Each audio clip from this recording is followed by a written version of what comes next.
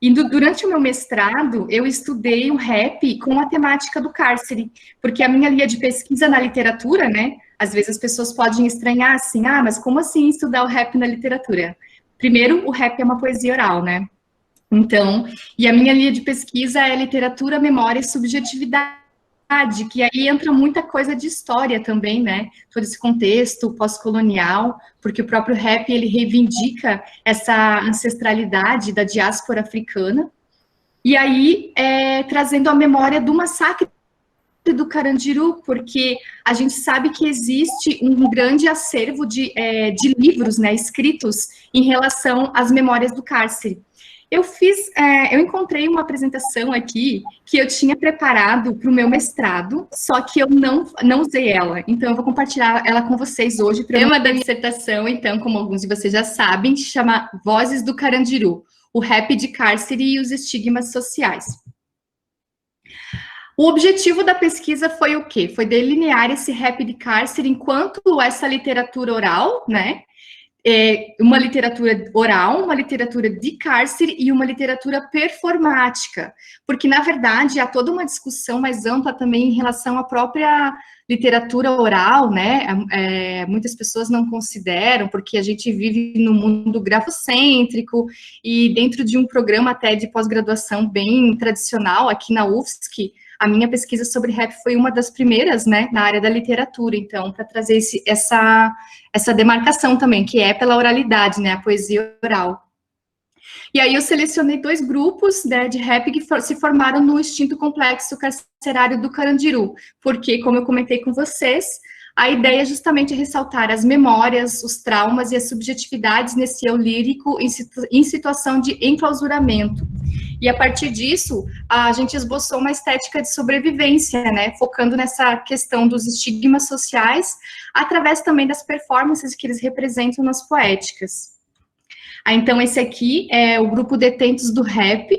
Esse, né, o Daniel Sancy, ele ficou preso por muitos anos lá no Carandiru. E, na verdade, esses 2 grupos, eles se formaram, o Detentos do Rap, em 96, né, eles lançaram o primeiro álbum deles em 99. E aí, o outro grupo é o 509E, do Dexter, que está à esquerda, e o Afro X, que está com a camisa branca, que se formaram em 99 e lançaram o CD deles em 2000. E é sempre o Carandiru, né, com essa questão imagética muito forte, e as fotos também, tanto nas fotos quanto nos videoclipes, esses grupos conseguiram autorização para filmagens do Carandiru, então esse material é um acervo muito importante, enquanto questão imagética desse espaço que não existe mais, né.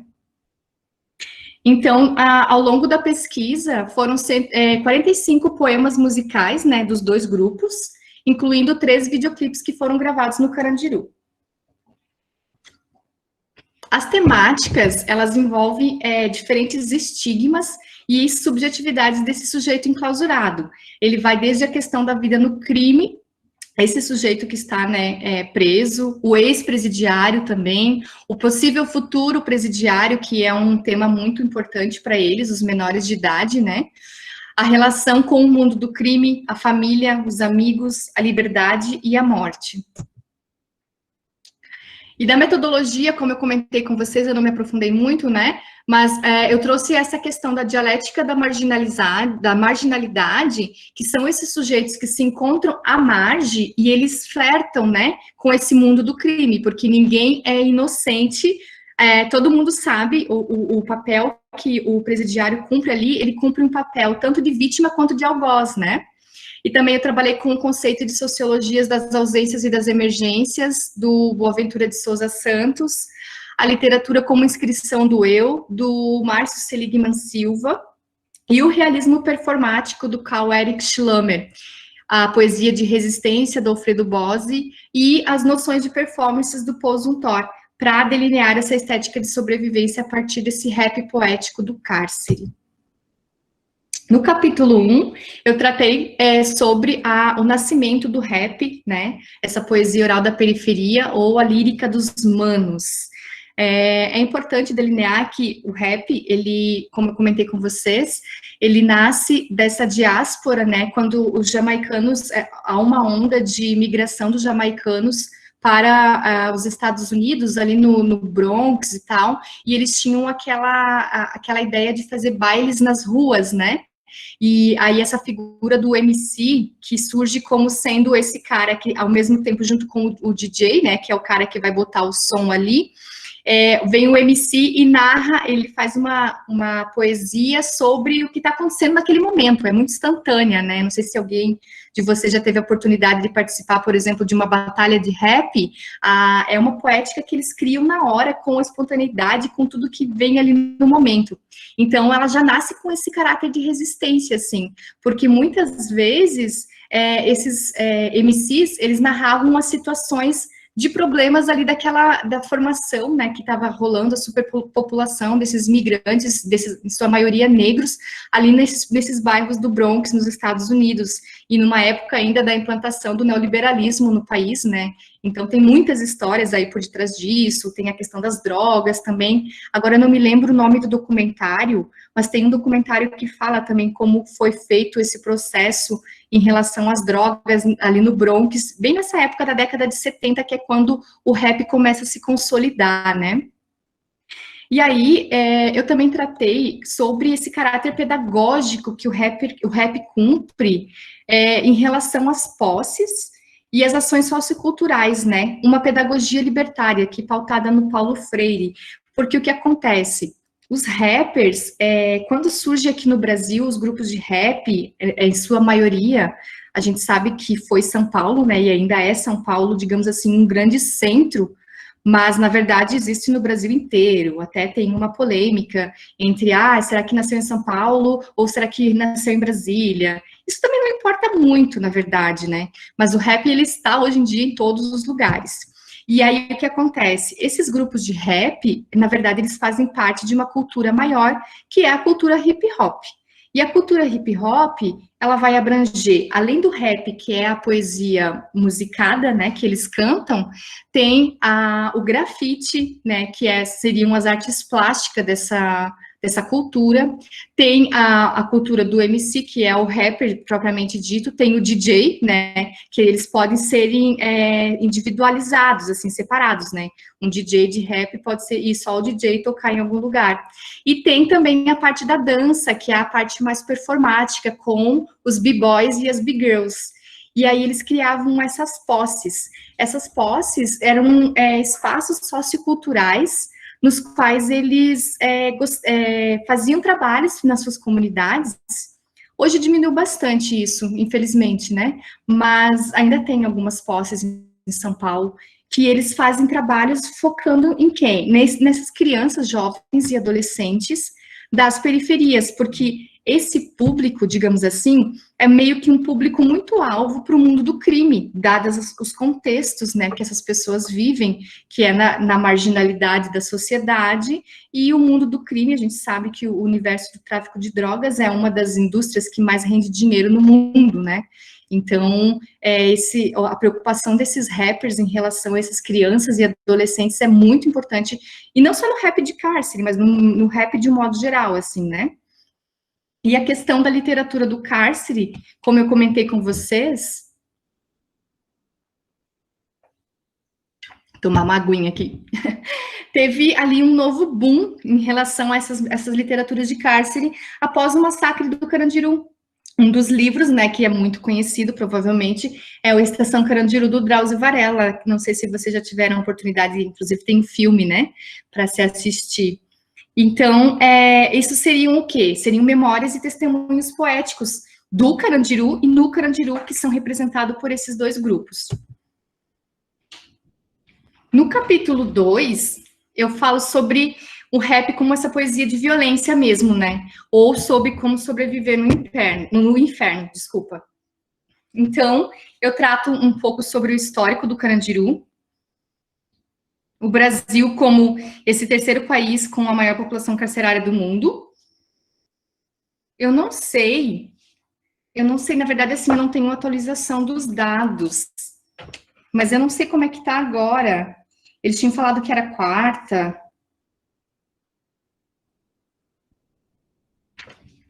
A quarta ou a terceira população carcerária do mundo. Mas, enfim, o Brasil ocupa um espaço nada agradável nesse sentido, né, gente? Então, eu também trato sobre as teorias do encarceramento e a ordem social, né? Além das temáticas dos poemas musicais. A vida no cárcere e a memória do massacre. E aí traz também a violência individual, institucional e estrutural. Que aí eu também fiz um flerte com o universo da criminologia crítica na época. E aprendi muitas coisas, né? Sobre o quanto a gente esquece de olhar de fato para esse sujeito encarcerado enquanto um sujeito de direitos, né? A gente olha muito para eles enquanto esse sujeito que tem que pagar o que ele fez. Sim, ele tem que pagar o crime que ele cometeu, e em relação a isso, existem diversas teorias e fatos, né? Mas existe também um ser humano por detrás desse sujeito que está em dívida com a lei, no caso. Então, assim, eu tratei principalmente de estigmas sobre o atual detento, o ex-detento e o possível futuro detento, que seria esse jovem, né, esse menor de idade. Eu também tratei sobre a questão da família, dos amigos e a liberdade. Esse seria a parte mais poética, digamos assim, menos dramática, quer dizer, ela é dramática também, mas quando eles têm liberdade, eles têm uma liberdade maior para fazer essa lírica, assim, que afasta da morte, sabe? Tem uns poemas, uns rap, porque todo mundo já sabe que, às vezes, o rap não é uma música que você vai ouvir no almoço de família, né? Ele é uma poética bastante pesada, assim. Então, eu identifiquei quando eles falam sobre família, amigos e liberdade, essa lírica, ela é mais leve, digamos assim. E é interessante, porque o papel da mulher no rap, ele é bem contraditório, mas hoje em dia já existem muitas mulheres que estão dominando também a cena do rap. Existe muito machismo, né, nesse papel que se tinha da mulher do rap, principalmente ali na década de 90, 2000. Hoje em dia, alguns rappers até estão digamos assim, se reavendo com isso e chamando as mulheres do rap para fazer parte, né, dessa parceria, assim. Mas o papel da mulher para o rapper enclausurado, ela é um sinônimo de esperança. E às vezes ela é a única parceira que resta para esse sujeito que está preso, né? Então tem muito o papel dessa mulher que é digamos assim, um porto seguro para esse cara, para quando ele sair da prisão. Embora isso também é uma discussão que pode render bastante pano para manga, né? Então, tem a questão das relações do mundo do crime, que tem as traições e vinganças, como eu comentei com vocês também, a afetividade, as próprias contradições, né, e uma possível salvação desse sujeito enclausurado. Considerando-se o ponto de vista de que esse sujeito, ele não é um santo, né, ele também está nessa dupla marginalidade, assim, ele também tem a questão da violência, né, permeando essa vida. Aqui são algumas fotos da rebelião que teve em 2001 no Carandiru, e eu coloco elas na minha dissertação porque esses rappers, eles estavam lá quando, né, tanto o Dexter, o Afro-X eu acho que já tinha saído, mas o Daniel Sansi também estava lá, né, no Carandiru, quando teve essa mega rebelião de 2001, que foi bastante, 92 foi um massacre, né, quase 9 anos depois, essa mega rebelião. No último capítulo, eu vou tratar do rap enquanto performance, né? Ou essa estética de violência mesmo. E aqui eu trago o quê? O realismo afetivo, né? Para trabalhar esse caráter performático do rapper e a sua relação com esse público-audiência. Então, eu vou trabalhar bastante os conceitos de performance, que eu faço uma parceria, né, com a antropologia. Até no meu doutorado, esse trabalho, ele se ampliou ainda mais, e eu tive uma coorientação da antropologia, porque tem esse conceito do Turner que se chama o drama social. E isso é muito interessante, porque na literatura, existe uma discussão muito ampla sobre a literatura realista, tem umas críticas até muito negativas em relação a isso, por isso que eu friso bastante sobre o realismo afetivo eu me pauto nesses conceitos, porque ele, enfim, é um drama, né, é uma discussão intensa e até extenuante em relação se a arte deve imitar a vida ou vice-versa. Não sei se vocês têm familiaridade com esse tema, a gente pode até conversar um pouquinho mais. Mas em relação ao rap, eu me ancorei nesse conceito de realismo afetivo e da performance do rapper, né? E é muito importante também a gente pensar que a performance, ela vai trazer o quê? Essa oralidade, essa gestualidade, esse corpo presente, né? E esse cenário, é um corpo que fala. Ao longo da minha pesquisa, eu me dei conta de que o próprio Carandiru também, ele era um personagem desse contexto, né? Desse rapper da cadeia, desse rapper que sobrevive ao cárcere. Então, no capítulo 3, eu também trouxe as performances de 3 videoclipes. E aí, eu até selecionei um para passar para vocês aqui, que se chama Casa Cheia, né, do Detentes do Rap, porque tem essa questão imagética bastante importante, né? Existe, do ponto de vista do conteúdo, se você for analisar a parte textual, poético-textual do rap, né? E tem a parte que é do ponto de vista da forma, dessa questão do multiletramento, digamos assim, porque um videoclipe, né, ele traz esse lado mais audiovisual, e tem a música também ali junto, então são vários fatores que se juntam, assim. Então, essas performances, na minha pesquisa, elas serviram para corroborar essas análises discursivas desses poemas, que eu elenquei na pesquisa, que eles trazem essa deterioração do espaço carcerário, a superlotação, a sobrevivência, as brigas, a solidão, a nostalgia, que são os temas que perpassam, assim, nesses 45 poemas do rap, eles vão estar sempre tratando desses temas, e principalmente do tema do massacre, ele está sempre como pano de fundo também ali, né? Esses rappers que estiveram presos depois do massacre, e todas as pessoas que ficaram lá depois do massacre, pareciam que sempre estavam num risco iminente de que um próximo massacre pudesse acontecer. Então, diante de tudo isso, eu teci essa estética de sobrevivência, né? Porque seria o quê? Uma via de salvação pela arte na vida desses sujeitos enclausurados.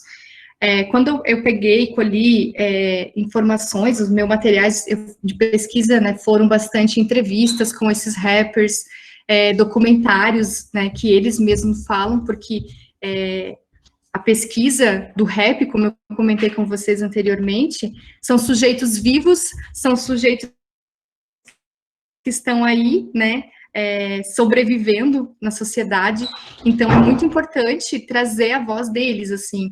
Então eu usei muito entrevistas que eles falavam, documentários que o 509E teve que autorizava eles para saírem do Carandiru para fazerem os seus shows. Os Detentes do Rap também. Foi um curto período, mas eles conseguiram, digamos assim, essa vantagem, né? E aí eles até participaram, o 509E participou de programas, se eu não me engano foi o programa do Gugu, no SBT, na época, assim. Até porque o Afroex, ele namorava com aquela Simone, acho que é Simone, né? E aí, enfim, também tem essa parte midiática, assim, que eles trouxeram, principalmente o 509E, né? E aí, para fechar mesmo, é esse poder da palavra poética, né? Porque o rap, ele todos os rappers que você for conversar, você vai ouvir, o rap salvou minha vida, de alguma forma. Então, é sempre essa poesia, uma poesia profética também, né? Que se metamorfoseia, assim, nessa esfera sagrada desses sujeitos. Porque muitos deles, eles dizem que saíram do mundo do crime por conta do rap. É o crime ou é o rap? Muitas músicas falam, ou é o crime ou é o rap. Eu acho que isso hoje em dia já mudou bastante, assim, do meu ponto de vista, né? Mas em relação ao universo do rap, eu percebo que os rappers trazem muito essa temática de o rap salvou a minha vida, o rap é a salvação, porque se eu não tivesse essa opção pela via artística, poética, eu certamente já não estaria mais vivo, digamos assim, porque se a gente for considerar também a realidade, né, das sociedades brasileiras nas periferias, esses sujeitos periféricos que estão nos presídios, eles têm cor, eles têm raça, eles têm classe social e eles têm um CEP muito bem demarcado. Então, é algo que fica, né, muito explícito quando você traz à luz esses temas e essas pesquisas, que não são pesquisas muito fáceis. Eu lembro que ao longo do meu mestrado, assim, tinha momentos que eu simplesmente parava e dava um tempo, assim, porque era muito pesado. E até hoje, quando eu fui me preparar para fazer essa fala, assim, eu me emocionei várias vezes, porque são temas muito, bastante pesados.